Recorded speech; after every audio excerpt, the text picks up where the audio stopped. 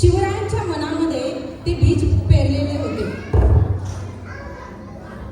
Great Jijau आणि great Shivray.